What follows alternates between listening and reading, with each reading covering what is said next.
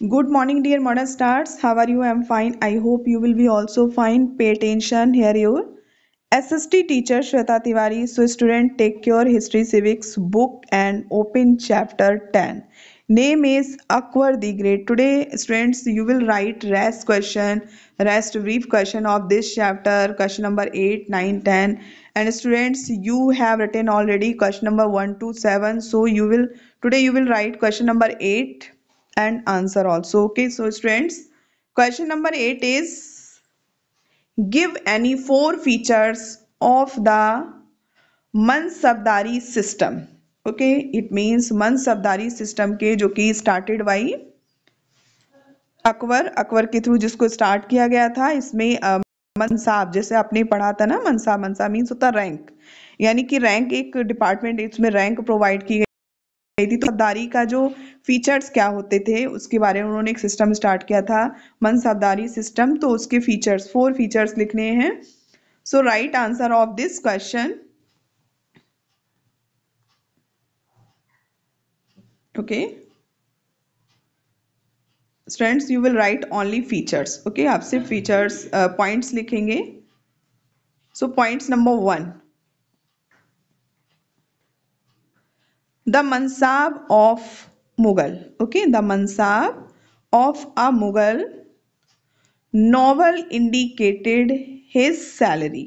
Okay, mansab जो है, mansab of a Mughal noble indicated his salary, यानी मनसाब जो है वो सैलरी की तरफ इशारा करता है।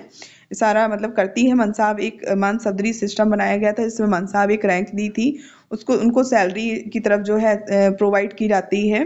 Mughal noble indicated his salary his status, यानी कि रैंक दी जाती थी ना, तो उनकी सैलरी, उनका status, and the number of cavalry, horses, elephants etc that he was required to maintain. Okay, listen again. The mansab of a Mughal, point number 1, the mansab of a Mughal novel indicated his salary, his status, and the number of cavalry, cavalry, horses, elephants, etc. that he was required to maintain, यानी कि जिसको maintain करने की उनको आवश्यकता होती थी, वो सारी चीजें उनको रैंक के हिसाब से मनसाब के अकॉर्डिंग जो है, जो भी मुगल नॉवल होते थे उनको प्रोवाइड किया जाता था। ओके, उस point number 2,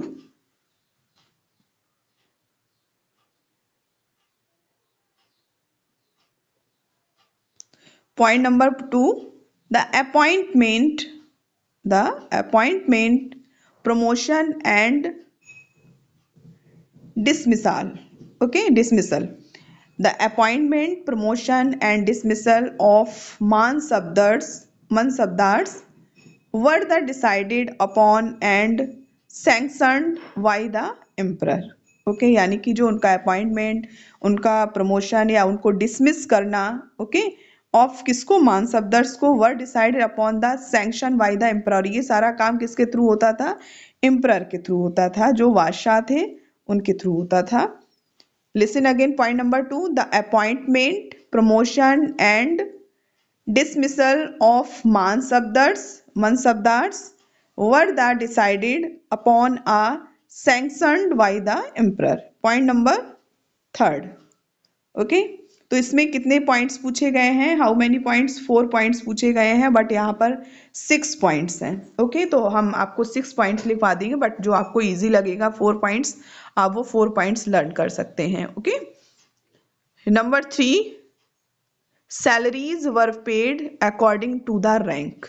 Number 3, salaries were paid according to the rank. Full stop. Payment was at times made in the form of jagirs. Okay, यानी कि उनकी सैलरीज जो है रैंक के अकॉर्डिंग डिसाइडेड होती थी, वो उनको पे की जाती थी। Payment was at times made in the form of jagirs. Okay, यानी कि जागीर्स के रूप में उनको जो है पेमेंट की जाती थी। Number 4, a mansab or rank. Mansab means rank. A mansab or rank was not हेरिटेरी। ये कोई भी हेरिटेरी नहीं होता था कि मतलब पैतृक चलाया है, ऐसा नहीं होता था। Full stop. After the death of mansabdar, comma the jagir allotted to him reverted to the king, यानी कि अगर किसी मानसबदर की जिसको रैंक मिली हुई है, अगर वो उसकी डेथ हो जाती है तो उसकी जो जागीर होती थी जो उसको दी जाती थी वो फिर से सारी जो किंग राजा के पास चली जाती थी। Who granted it to someone else, okay, यानी कि वो किसी और को भी दे सकते थे जो जिसको उस पोस्ट पर अपॉइंट करेंगे। Okay, next, branding of horses, यानी कि हॉर्सेस की branding, branding of horses and maintaining a descriptive role of the soldiers were continued by Akbar. Okay, branding of horses, horses की branding, उनकी maintaining, a descriptive role, ये descriptive role होता था, descriptive role not role, okay, descriptive role of the soldiers were continued by the Akbar, ये किसके through किया जाता था? अकबर के through. Next, a standing army, standing army, army कौन सी? जो स्टैंडिंग आर्मी होती थी जो साथ चलती थी, स्टैंडिंग आर्मी वॉज मेंटेन्ड, उसको भी मेंटेन किया जाता था। Full stop, the cavalry was the most important branch, और जो कैवलरी डिपार्टमेंट होता था, कैवलरी जो है ये बहुत ही इंपॉर्टेंट ब्रांच होती थी। There was also an organize artillery, और ओके, एन आर्टलरी जो भी तोप खाने जो भी शस्त्र होते थे उनको अच्छे से ऑर्गेनाइज करना। The troops were supplied by the mansabdars, okay, और जो सिपाही होते थे ट्रूप्स, उनको मनसबदार जिनकी जिसको भी रैंक दी जाती थी उनको उनको सप्लाई किया जाता था। Full stop. Okay, so these are 6 features of mansabdari system. Okay, तो इसमें से आपको क्वेश्चन में आपसे सिर्फ कितने फीचर्स पूछे गए हैं? 4 फीचर्स। ओके, तो इसमें से जो भी आपको बहुत इजी फीचर्स जो लर्न करने में बहुत इजी, मैंने सारे फीचर्स आपको बता दिए हैं, तो क्वेश्चन के अकॉर्डिंग आपको आंसरिंग करनी है। तो जब अगर आपके एग्जाम में क्वेश्चन आता है तो आप उसमें सिर्फ 4 फीचर्स ही लिखेंगे। Okay, next question, question number 9। Question number 9 is who were Navratnas. Okay, यानी कि नवरत्न कौन थे, यानी कि जो 9 जेम्स थे जो अकबर के, उनमें से जो 9 रत्न थे वो कौन कौन थे, उनका नेम लिखना है इसमें। So write answer of this question. Okay, good, note down answer.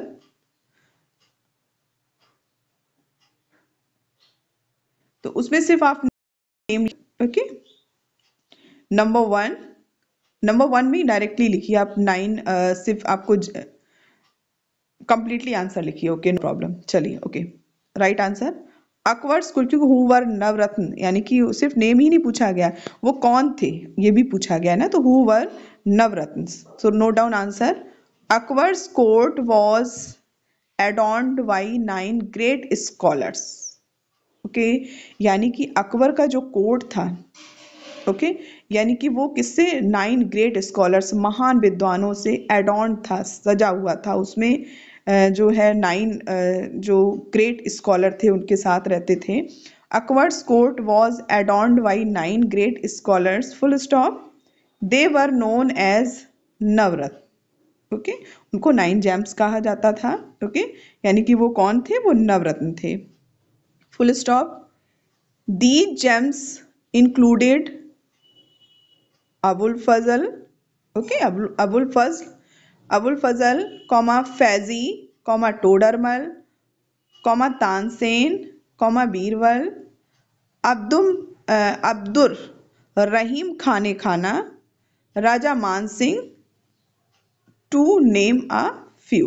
Okay, तो ये थे उनके 9 रत्न। Listen again, Akbar's court was adorned by 9 great scholars, full stop, they were known as Navratns, full stop, these gems included Abul Fazl, या अबुल फजल भी आप कह सकते हैं, अबुल फजल, फैजी, टोडरमल, तानसेन, बीरबल, अकबर, रहीम खाने खाना and Raja Man Singh. Okay, next question, question number 10। Note down question number, what were the features of Deen Ilahi. Okay, यानी कि दीन इलाही जो एक रिलीजन स्टार्ट किया गया था अकबर की तरफ से, दीन इलाही, उसके फीचर्स लिखना है। Okay, so write down answer of question number 10। Okay, तो उसके फीचर्स क्या है, आप you will write only points. Okay, number 1, believe in one God, ईश्वर एक है, इस पे भरोसा करना। बिलीव इन वन गॉड, एक ईश्वर पर विश्वास। Okay, believe in one God, क्योंकि इस दीन इलाही से हर धर्म के लोग जुड़े हुए थे। Number 1, believe in one God. Number 2, recognition of the emperor as God's representative on earth। Okay, एक सम्राट को रिकॉग्निशन करना, यानी कि उसको जानना किस तरह से कि वो पृथ्वी पर ईश्वर का रिप्रेजेंटेटिव है, उसको प्रस्तुत करने वाला है। Okay, note down, recognition of the emperor as god's representative on earth. Okay, number 3, emphasis on pity, kindness, purification of the soul। Okay, emphasis करना मतलब उस पर ज्यादा फोकस करना, किस पे, पीटी, दया, काइंडनेस, प्यूरिफिकेशन, शुद्धता, किसकी, आत्मा की। Okay, so students, you have written all brief question of chapter 10। okay, next thing you will write, okay beta, you will write detailed question tomorrow। okay, why, next video, next आप लोग जो है, जो आपके डिटेल क्वेश्चन है इस chapter के, इसको हम कल लिखवाएंगे, आप लोग कल लिखेंगे। So it's enough for